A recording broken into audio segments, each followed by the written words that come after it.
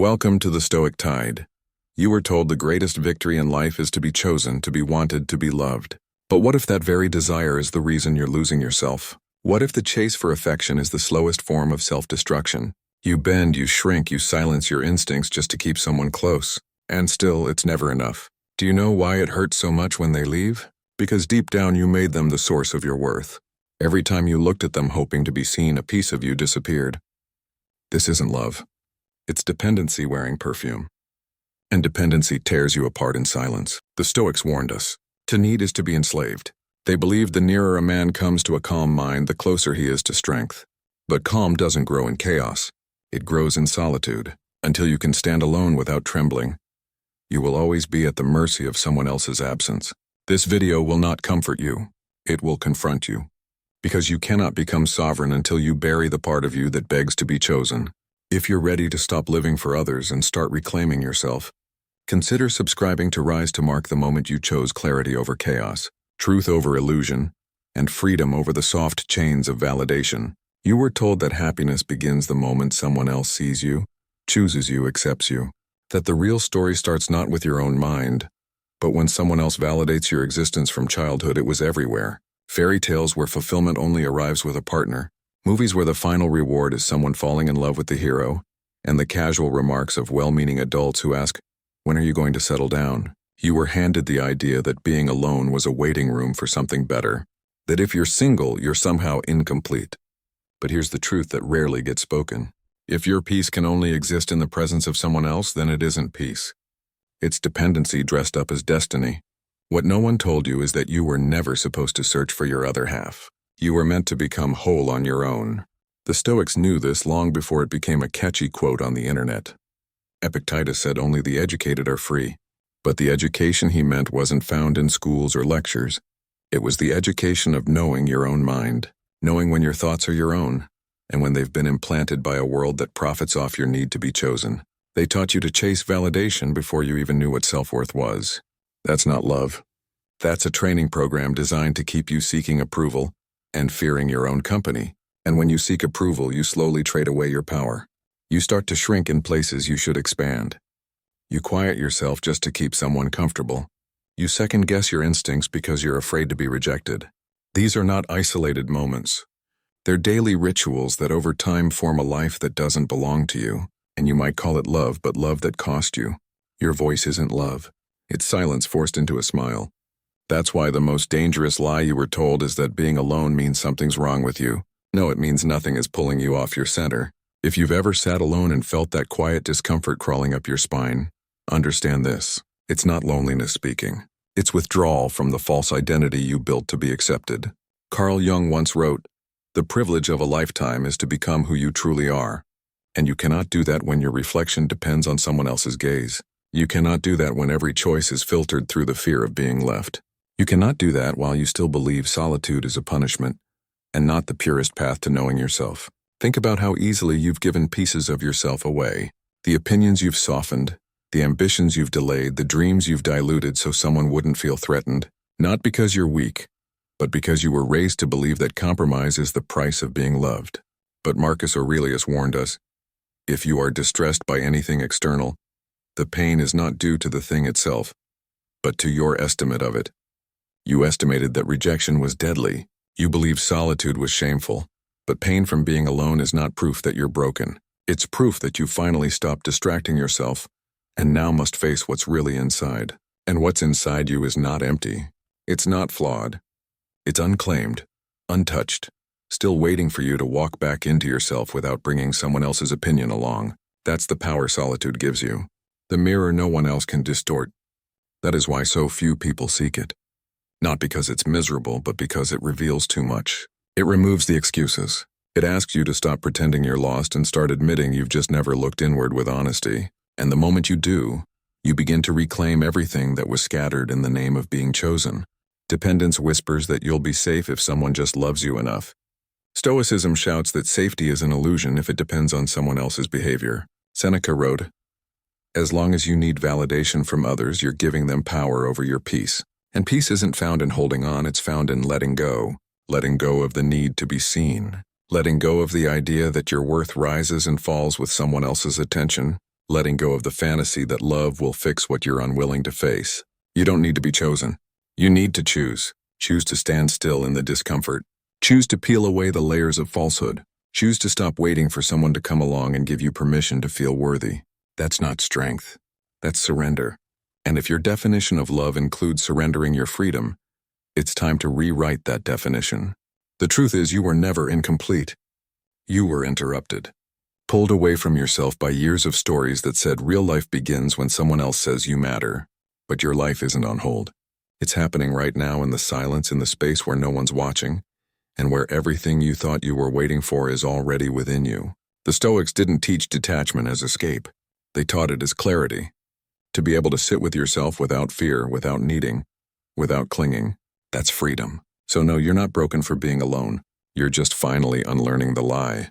You're just beginning to hear the truth that's been buried under every soft song and sweet promise that told you love would save you. But you were never meant to be saved. You were meant to be sovereign. And sovereignty doesn't come from being wanted. It comes from no longer needing to be. No one ever told you the price you'd pay for being loved. It's never a dramatic all-at-once sacrifice. It's slow, quiet, barely noticeable. It happens in moments you brush off. A word you didn't say to avoid conflict. A dream you shelved because it made someone uncomfortable. A boundary you softened so you wouldn't seem difficult. These things don't feel like surrender at first. They feel like care, like compromise, like love. But each one chips away at your sense of self, until one day you wake up and don't recognize the person looking back at you. Not because you've changed, but because you've been eroded. When you search for validation in someone else, you begin to live outside your own body. You shift your decisions based on how they'll be received. You adjust your energy, your timing, your truth to make sure you're not too much or too distant. You trade your clarity for comfort. Your inner peace for outer approval, not all at once, but in little pieces. And it's subtle, which makes it dangerous. You don't notice it happening until your mind becomes noisy and your spirit feels crowded. Carl Jung said, "People will do anything, no matter how absurd, to avoid facing their own soul." And this is what the trade does. It keeps you facing outward so you never confront what's within. You end up giving your most precious currency, your time, to people who don't know what to do with it. Your energy gets drained trying to meet expectations that were never yours to begin with. You pour into others in hopes they'll reflect something back, something like worth or love or certainty. But no one can reflect what they haven't cultivated in themselves. If they're empty, they can't fill you. And if they're confused, they'll only distort you. Yet we keep bending, giving, shrinking just for a chance at belonging. That's not strength. That's fear wearing a kind face.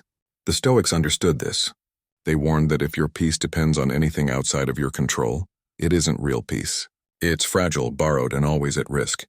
That includes how people see you, what they say about you, whether or not they approve of your choices.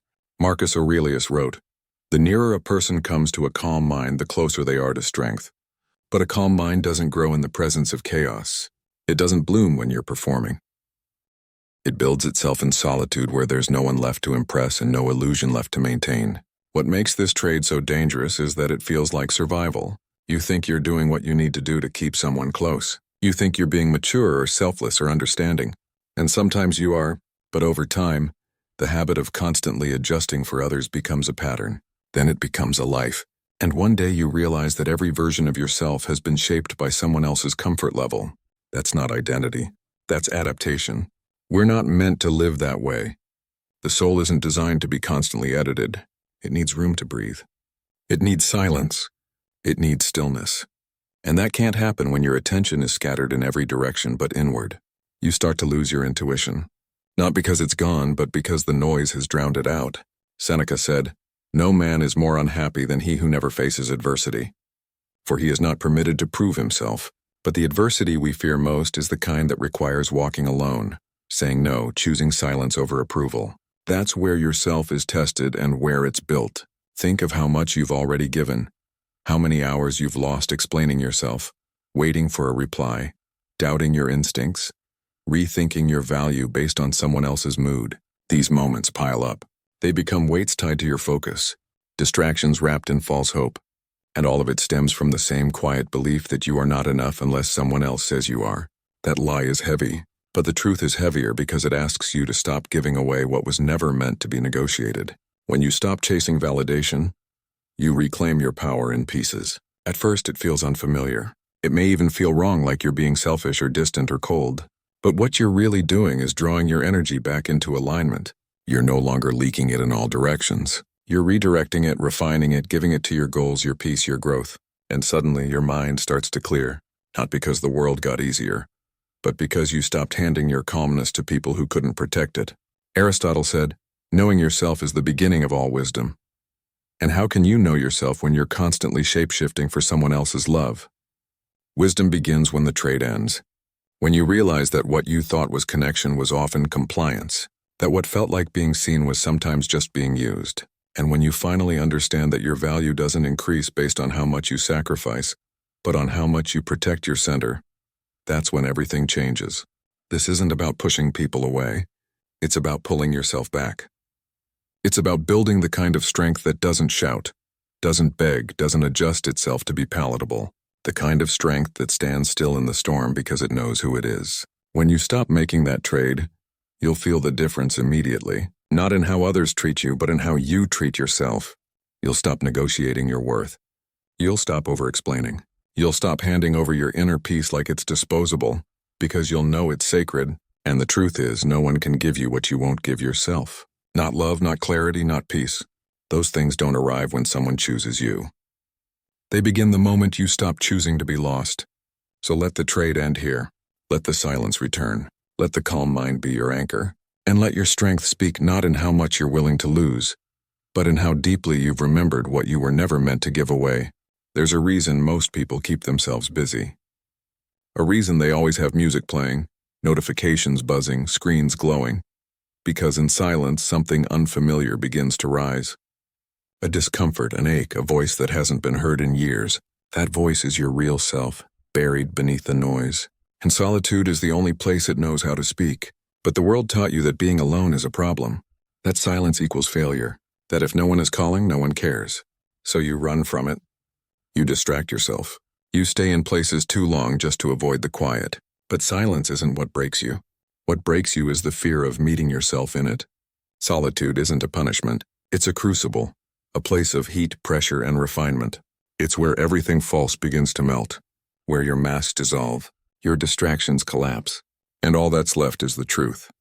Not the version of you that smiles when it's expected. Not the version who performs worthiness, but the raw, unfinished, aching version you've hidden away to survive. That version doesn't need followers, applause, or approval. It needs your attention.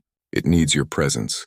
It needs you to stop running and just sit still long enough to hear what it's been trying to say all along. And yet, this is what most people avoid because solitude exposes everything.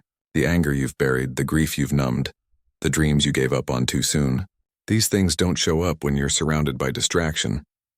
They only arrive in the stillness. And that's what makes solitude a forge. It doesn't comfort. It transforms. It doesn't decorate the ego. It tears it apart. But if you can stay in the fire, if you can resist the urge to numb, to flee, to reach for someone else's hand, you'll come out the other side with something unbreakable. Not an identity built on validation, but one forged in solitude. That's the kind of presence that can't be taken from you, because it wasn't given by anyone else. It's built, earned, carved out of hours spent alone, face to face with the most difficult truths of who you are and who you're not. People fear solitude because they associate it with emptiness, but it's not emptiness. It's space.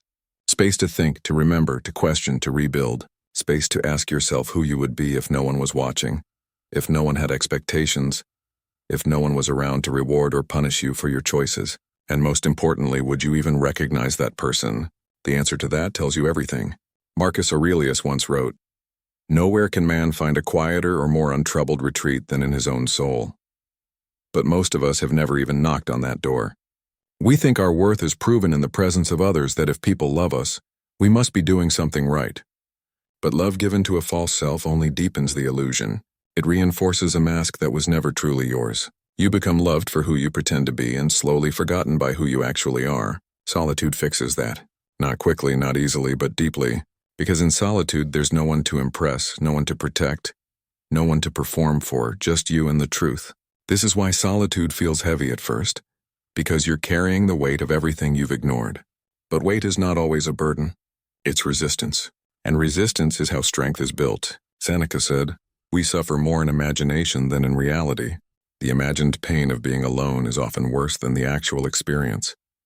What you find in solitude isn't emptiness. It's clarity. It's the echo of your intuition growing louder. It's the return of your focus. It's the realization that you were never actually lost. You were just surrounded by too much noise to hear your own direction. When you learn to sit in solitude, a strange thing begins to happen. You stop needing as much. You stop explaining yourself. You stop feeling compelled to prove your value because now you know it not in theory, but in experience. You've seen yourself without the makeup of performance, without the decoration of praise, without the safety net of someone else's opinion, and you're still standing stronger, sharper, more grounded. The person who can face solitude becomes unshakable, not because they don't feel pain, but because they no longer fear it. They've faced the fire, they've stayed inside it, and they've emerged with something the crowd can't replicate. Self-possession. You no longer chase people who don't see you. You no longer give energy to places that drain you. You no longer try to prove your worth to anyone because you've already proven it to yourself in silence, in stillness, in the sacred place where masks fall and truth rises. That's the gift of solitude. That's why it's a forge. So if you're in a season where no one's calling, where you feel invisible, where the nights are quiet and the days feel long, don't run from it. Walk into it. This is your place of power. This is where the noise ends and the real story begins. Not the one they wrote for you, the one you were always meant to live. It starts so subtly you barely notice. A compliment lights you up. A glance makes your heart race. A message left unread leaves you doubting your worth for hours. And slowly, without ever meaning to, you hand over your power to people who were never meant to hold it. You begin to see yourself through their reactions. Their silence becomes your shame. Their approval becomes your identity. You wait for confirmation that you're enough, that you matter, that you're not invisible. But validation when it comes from outside is a thief in disguise. It feels like warmth, but it steals your fire. You say yes when your heart is screaming no just to avoid disappointing someone. You remain in places that drain you because you're afraid of being misunderstood. You silence your opinions, your instincts, your needs because you think being agreeable is the price of being accepted. And all the while your life becomes a performance, a collection of small betrayals done in the name of being liked. Not because you're weak, but because you were never taught the strength that comes from standing alone. You were taught that being seen is the goal. But the Stoics knew better. They warned that anything external, applause, opinions, approval, if it can shake your peace, it owns you. And anything that owns you weakens you. Marcus Aurelius said, "You have power over your mind, not outside events. Realize this and you will find strength," but most people never do. They keep waiting for someone to name them worthy. They put their confidence on layaway, hoping it gets delivered through compliments or relationships. But if your identity relies on how others treat you, it will always be unstable. You'll constantly adjust, constantly shapeshift, constantly negotiate your value through the eyes of others. And that isn't confidence. That's dependence dressed as humility. The need to be validated robs you of your clarity. It makes you question what you know to be true simply because someone else didn't approve of it. You start second-guessing your direction.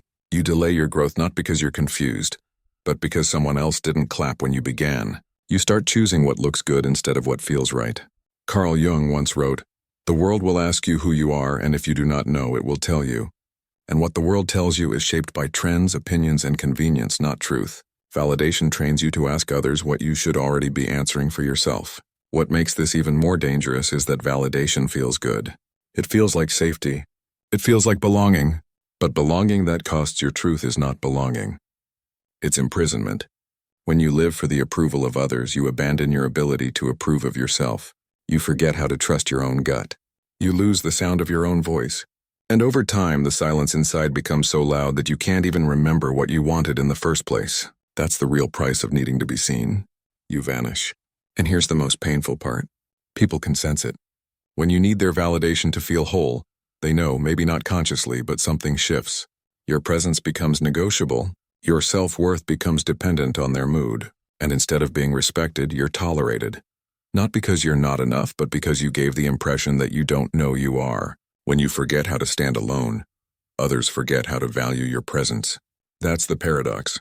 The more you need them to see you, the more invisible you become. Seneca said, "He who is everywhere is nowhere."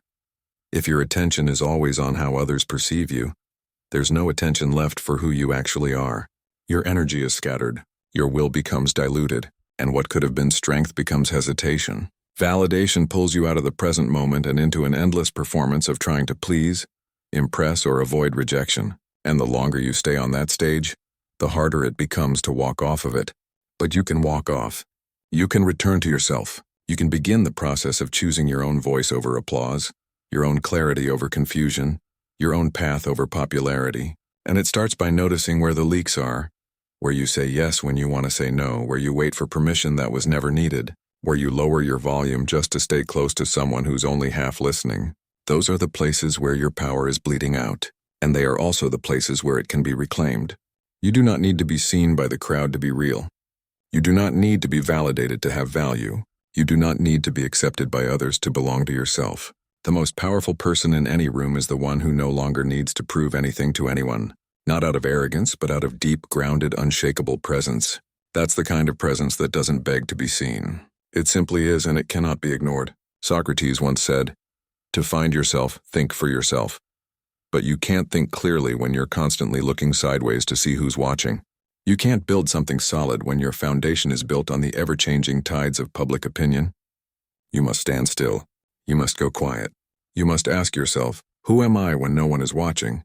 Because that person, that quiet, raw, untouched self, is the only one who can carry you through fire. Validation will never fill the void it promises to. It only enlarges it. The more you feed it, the hungrier it becomes.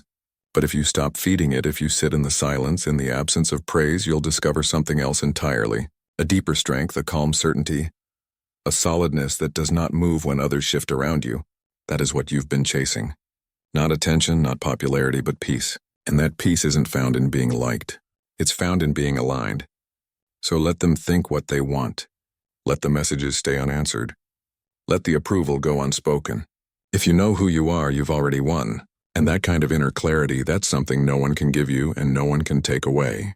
You can spend your whole life trying to be chosen, waiting for someone to notice you, to see your value, to reach out and fill the space you've never learned to sit in yourself. And yet, no matter how much you give, no matter how carefully you craft your words, no matter how tightly you hold on, what isn't meant for you always finds a way to slip through your hands. That's the hard truth we're never taught. We're told to chase, to prove, to hold tighter when something starts to drift. But real strength doesn't chase. It doesn't beg. It lets go and watches what stays without needing to be pulled.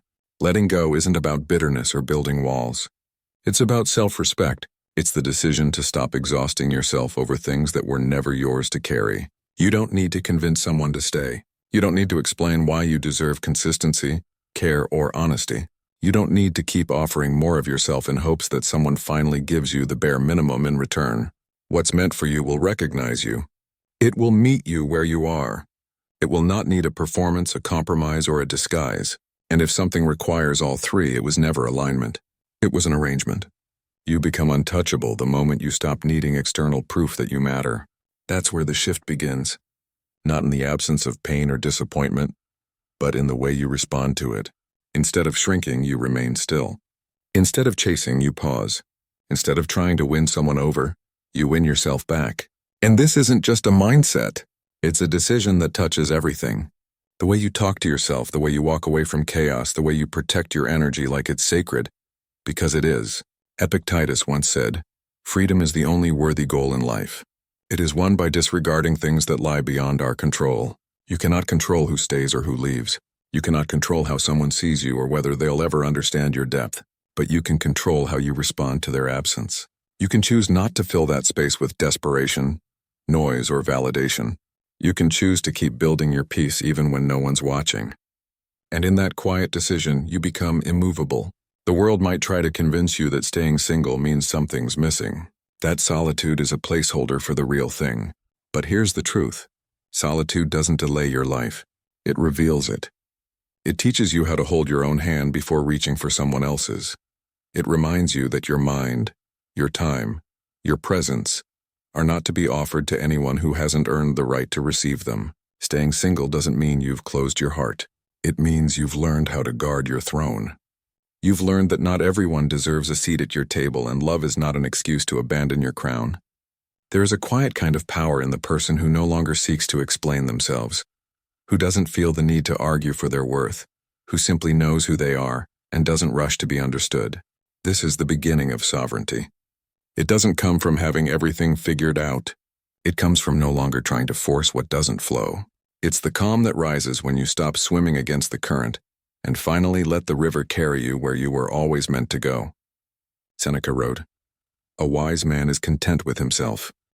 And that kind of contentment isn't a passive resignation. It's a courageous surrender, a refusal to let your peace be dictated by things beyond your reach. Letting go means releasing the future you imagined with someone who was never ready to meet you there. It means accepting that no apology will rewrite the past and no amount of effort will fix what was built on imbalance. It means stopping the cycle of overgiving in the hope that someone will finally see you. It's not easy. It's not soft. It's the hardest thing you'll ever do, but also the most liberating because in that moment of release you get to come back to yourself. Carl Jung said, "I am not what happened to me. I am what I choose to become." And becoming untouchable isn't about becoming numb. It's about becoming clear. Clear about what you deserve. Clear about what you will no longer tolerate. Clear about how many times you've betrayed your own needs just to hold on to something that made you feel less alone, but more lost. And when that clarity hits, something begins to shift. You start walking differently, speaking differently. You no longer rush to fill silence with explanations. You no longer crumble when someone leaves. You know that your worth isn't something another person can hand you or take away. This is where untouchable begins, not with armor but with truth, not with distance but with discernment. You become untouchable not because no one can hurt you, but because no one can confuse you anymore. You know who you are even when others don't. You know your boundaries even when others try to test them. You know your value even when it's not reflected back. That's what makes you dangerous. Not to others, but to anything that once had the power to break you. So let go. Let go of the need to be understood. Let go of the fear of being alone. Let go of the pressure to prove your worth through proximity. Your peace does not need to be defended. It needs to be preserved. And the moment you stop offering your energy to what drains you, you'll feel it returning. Not all at once, but piece by piece, quietly, powerfully, unapologetically. Letting go is not the end. It's the turning point. The place where you stop seeking permission to be whole and start remembering you already are. Most people never stop moving. They're constantly reacting, refreshing, comparing, performing. They fill every silence with noise, every pause with distraction. But stillness scares them because stillness reveals the truth. And truth requires responsibility. That's why the crowd stays loud, scrolling, chasing, explaining, and convincing, hoping that if they stay distracted enough, they won't have to face how much of their life they've handed over to things that don't matter. But while they waste time in the noise, you can choose a different path, one that looks empty from the outside but is quietly sacred from within. Because silence isn't a void, it's a workshop. And solitude, if used right, is the greatest investment of your life. What you do in the quiet will echo when the world finally starts to pay attention. While they wait to be chosen, you choose discipline. While they argue for visibility, you sharpen your focus in the dark. You build your body not to impress but to command. You build your mind not to perform but to understand. You build routines that no one applauds, skills that no one sees, and character that no one understands. Until one day they will. And by then it will be too late to catch up. Because while they were chasing approval, you were building something no one could take from you. Mastery. Seneca said, "It is not that we have a short time to live, but that we waste much of it." And it's true. Life isn't slipping through our fingers because it's too short.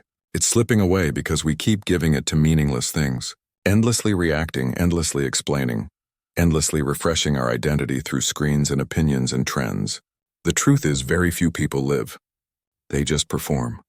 They shape themselves for others so much that they forget who they were before anyone was watching. And in that performance, time evaporates, days vanish, years blur, and suddenly life is a memory of everything they didn't build because they were too busy being seen. But when you choose silence, real silence, the kind that most can't tolerate, you stop bleeding time. You stop leaking energy. You stop living on autopilot. Solitude becomes a strategy, not a sentence. You use it to refine your habits, to study your patterns, to train your willpower like a muscle. Every hour you spend alone becomes an offering to your future self. Every distraction you resist becomes a vote for the person you're becoming. It's not glamorous. It's not visible, but that's why it works. Because no one is competing for what they can't see. There is something powerful about doing the work in private. You're not building for applause. You're building for endurance, for clarity, for sovereignty. The Stoics knew this. Marcus Aurelius wrote, "Waste no more time arguing what a good man should be. Be one." And that's what this is about. Not performing goodness but embodying it. Not speaking about potential but shaping it. Not dreaming of power but earning it quietly, repetitively without asking for permission. The time you spend in solitude is where your advantage is born. While others live in reaction, you create intention. While they wait for inspiration, you generate momentum. And while they depend on being noticed to feel worthy, you detach from needing attention at all. Because the person who doesn't need to be seen becomes impossible to ignore. There's a calm strength in those who keep their head down and build. A presence that doesn't scream, but when it finally arrives, everything shifts. You become that presence by treating solitude as sacred. You wake early, not because it's trendy, but because it gives you more hours to claim your mind before the world pollutes it. You read not to impress others, but to refine how you think. You train your body not to chase aesthetics, but to train your discipline to obey. You work on your craft not to gain likes, but to gain leverage. Every decision you make in the silence is a brick laid in the foundation of a life no one else could build for you. Because no one else will understand how much it took. Not until the results are undeniable. Carl Jung said, "Your vision will become clear only when you can look into your own heart. Who looks outside dreams. Who looks inside awakens." And this is the awakening. The realization that solitude is not a setback. It's a furnace. It burns away distraction. It forces you to reckon with your patterns. It invites you to choose who you want to be instead of passively becoming what the world wants you to be. It teaches you that consistency is louder than confidence. That showing up daily matters more than being inspired occasionally. That building quietly is more powerful than shouting loudly. You don't need to rush. You don't need to impress. You just need to build day after day, hour after hour, in silence, in shadows. While others are addicted to the illusion of progress, you commit to the reality of it. Not because it feels good every day, but because it feels necessary. You no longer confuse movement with momentum. You no longer mistake visibility for value. You understand the game now and you play it differently. This is how you become unshakable. Not by seeking the spotlight, but by mastering your shadows. Not by proving anything to others, but by becoming someone whose presence proves itself. The kind of person who walks into a room and doesn't need to speak to be felt. That power is not born in applause. It is forged in solitude. In hours no one sees. In silence no one hears. And in self-respect no one can take. So build not for them, for you. Build a life that feels powerful even when no one is clapping. Build a rhythm that outlasts motivation. Build a foundation that holds no matter who stays, who leaves, who sees, or who doesn't. Build in the silence what others waste in the noise. And one day you'll realize you no longer need to be noticed.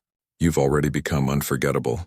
There's a moment, quiet, heavy, where the silence feels unbearable. It creeps in when the day winds down, when no one's reaching out, when the buzz fades and you're left with your own thoughts. And in that space you feel it, that ache in your chest, the kind of ache that makes you question everything. Maybe it tempts you to go back to someone who didn't see your value. Maybe it whispers that being alone is a mistake, that the discomfort you're feeling is proof you're not meant for this path. But that pain, that ache, it's not your enemy. It's your entrance. It's the door you walk through on the way to transformation. Most people run from it. You won't. Pain shows up not to break you, but to show you what still owns you, what you're still attached to, what you haven't yet healed. It's a mirror, one that doesn't flatter or lie. And when you stand in front of it long enough, something shifts. You start to see your patterns, the habits that no longer serve you, the cycles you keep repeating, the people you chase to avoid sitting with your own emptiness. That's not weakness. It's just a signal, a prompt, a point of entry. The moment you stop running and decide to sit with the discomfort, everything begins to change. You start to listen, not to the noise outside, but to the quiet voice within, the one that's been drowned out by distraction. It's not always kind and it's rarely comfortable, but it's honest. And that honesty is what sets you free, because in truth, you realize something most never do. Pain is not a punishment. It's your teacher. Carl Jung said, "There is no coming to consciousness without pain." The path to becoming who you are meant to be will hurt, but it will hurt far less than remaining someone you're not. Everyone wants strength, but few are willing to face the pressure that builds it. Everyone wants clarity, but few are willing to walk through the storm that clears it. You will be tempted by comfort, by nostalgia, by the illusion of safety in someone's arms. But comfort isn't always healing. Sometimes it's just delay. Sometimes the people you run back to are the same ones who kept you from evolving in the first place. And that's the test. Can you stay still while the ache burns? Can you sit in the void and resist the urge to fill it with what you've outgrown? Most people break there. They reach for someone, anyone, to silence the discomfort. But all they're doing is hitting pause on their own becoming. They think they're healing by moving on quickly, by being seen again, by pretending they're over it. But the pain never leaves. It just waits. It waits for another quiet night, another pause, another silence until you finally face it. It owns you. The Stoics understood this. They taught that suffering itself isn't the problem. It's our relationship to it, whether we use it or avoid it, whether we resist the lesson or we walk through it and allow it to make us better. Pain is pressure, and pressure is how diamonds are made. You can't expect to carry a crown without feeling its weight first. You can't expect to command your life if you've never had to stand through the storm without collapsing. Real peace isn't the absence of pain. It's the ability to stay grounded while pain moves through you. It's knowing that discomfort doesn't mean you're failing. It means you're growing. Seneca wrote, Difficulties strengthen the mind as labor does the body. So why do we run from the very thing that makes us stronger? Because pain demands presence. It requires you to stop numbing, stop escaping, stop blaming, and look directly at what hurts. That kind of presence is rare, but it's where power lives. And once you understand that pain loses its grip, it becomes less about suffering and more about sculpting. Less about weakness and more about refinement.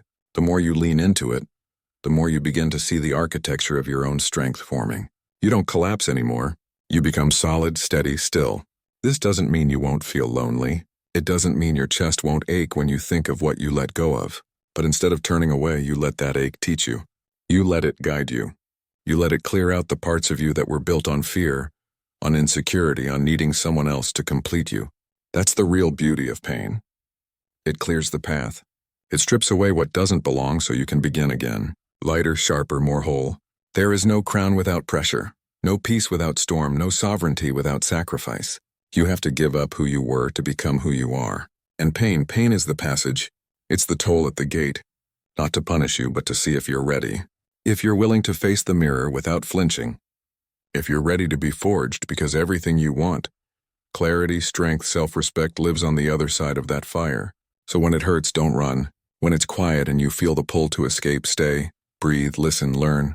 Let the pain show you what needs to go and what needs to grow. Don't numb it. Don't bury it. Let it burn through the layers that no longer serve you. And when it's done, what's left will be something unshakable, something sovereign. Because once you walk through pain with your eyes open, with your heart present and your mind steady, nothing owns you anymore. Not loss, not silence, not the past. You no longer fear the fire. You've become it. Some will misunderstand your silence. They'll call it cold, maybe even cruel. They'll say you've closed off, that you've given up on love, but they don't understand what you're actually doing. This is not about hate. It's about power. It's about breaking the quiet, invisible chain that wraps around your identity when your worth depends on being wanted. Staying single is not a rejection of connection. It's the refusal to be ruled by it.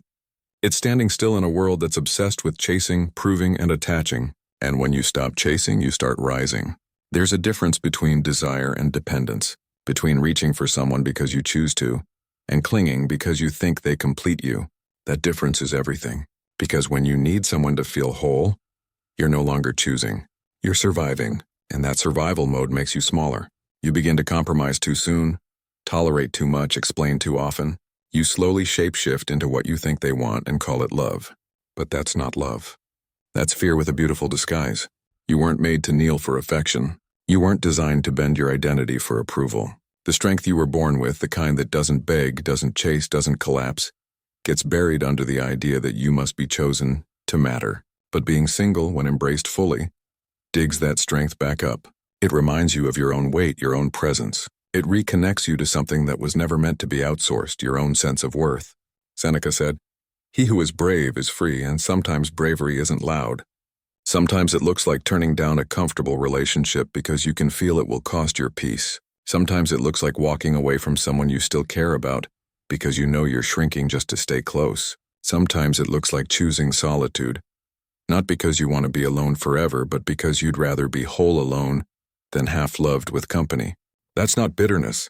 That's wisdom. Love, when it's real, doesn't arrive through desperation. It doesn't ask you to abandon yourself. It doesn't demand that you shrink. But most people don't wait for that kind of love. They settle for what's available, They mistake intensity for depth, possession for passion, attachment for safety, and all the while they lose themselves piece by piece, believing the lie that needing someone is a form of strength. It's not. Carl Jung once wrote, "The most terrifying thing is to accept oneself completely." And that's exactly why most people would rather keep seeking someone else. They haven't yet learned how to stand fully in themselves. You're not wrong for wanting connection. You're human. But when that desire turns into a void you're constantly trying to fill, it becomes a trap. You'll accept less. You'll settle sooner. You'll confuse being seen for being known. But if you can pause that pattern, if you can sit in your own presence long enough to understand it, you'll begin to feel the difference between being in love and being in need. And that's where power begins, because the person who no longer needs love to feel whole becomes impossible to manipulate. You become still while the world trembles around you. You don't flinch when someone walks away. You don't fold when the attention disappears. You don't chase when someone pulls back. You remain grounded, unshaken. And that quiet steadiness, that refusal to be moved, is what makes you untouchable. Because now love is no longer your source. It's an addition, a choice, not a crutch, not a cure. The world will call this lonely. They'll project their own fears onto your stillness. They'll say you're avoiding love, hiding from vulnerability, closing your heart, but only you will know the truth. This stillness is not retreat. It's preparation. It's clarity. It's learning to live in such a way that love, when it finally does arrive, walks into a space that's already full, not one that's desperate to be filled. That's not cold. That's responsible. That's sovereign. There's a kind of confidence that comes when you no longer chase. Not because you've given up on love, but because you've stopped making it your identity. You've remembered that the real relationship, the one that affects everything else, is the one you have with yourself. And that relationship requires space. It requires time. It requires silence. You can't grow it in noise. You can't build it while constantly being pulled toward validation. You have to be willing to let go of comfort, of illusions, of temporary hands that feel good in the moment but hold nothing real. That's where courage lives. Not in the ability to fall for someone, but in the ability to walk away when that love costs too much of yourself. To love without needing.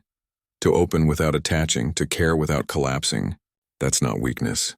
That's emotional sovereignty. And you only develop that by staying alone long enough to see where your need ends and your truth begins. This isn't about building walls. It's about building discernment. So when love comes, and it will, you'll recognize it not by how loud it shouts, but by how gently it holds. You'll know it by how free you feel in its presence. Because real love doesn't chain. It doesn't demand. It doesn't ask you to prove anything.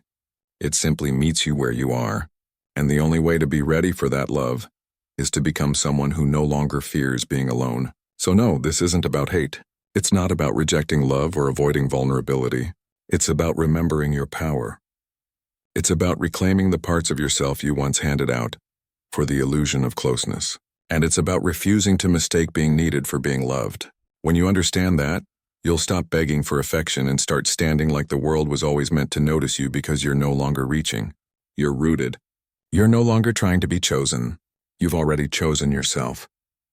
And in that stillness, everything changes. You don't need to be chosen to matter. You don't need to be loved to be whole. The moment you stop chasing what was never meant to complete you is the moment you begin to rise quietly, powerfully, unshakably. Watch the next video on your screen to keep building the life no one can take from you. And thank you truly for being a part of the Stoic Tide.